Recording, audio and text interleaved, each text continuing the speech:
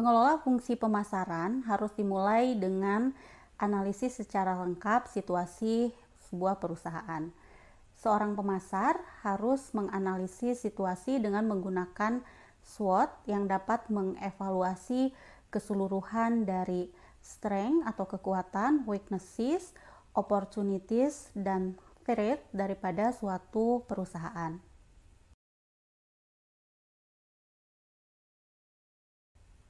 Tujuan analisis SWOT adalah untuk mencocokkan kekuatan perusahaan dengan peluang yang menarik di lingkungan sambil menghilangkan atau mengatasi kelemahan dan meminimalkan ancaman.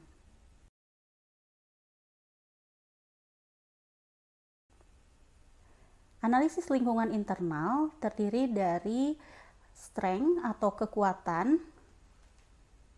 Kekuatan termasuk kemampuan internal atau sumber daya dan faktor situasional positif yang dapat membantu perusahaan melayani pelanggan dan mencapai tujuannya. Yang kedua adalah weaknesses atau kelemahan. Kelemahan tersebut antara lain keterbatasan internal dan faktor situasional negatif yang dapat mengganggu kinerja perusahaan.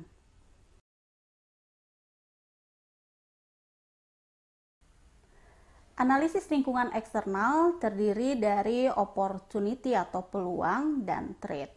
Opportunity atau peluang adalah faktor atau tren yang menguntungkan di lingkungan eksternal yang mungkin dapat dimanfaatkan perusahaan untuk keuntungan. Sedangkan ancaman adalah faktor atau tren eksternal yang tidak menguntungkan yang dapat menghadirkan tantangan terhadap kinerja perusahaan.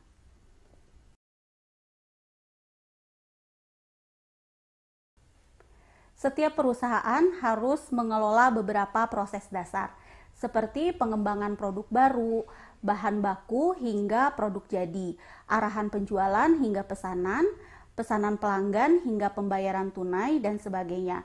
Setiap proses menciptakan nilai dan juga setiap proses membutuhkan kerja tim antar departemen.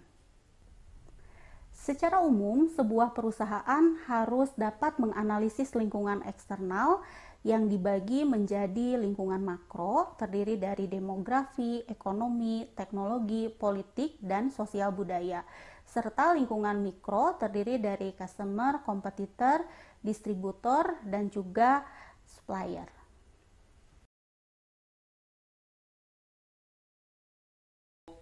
Berikut merupakan matrik dari analisis SWOT yang menggambarkan faktor internal dan eksternal.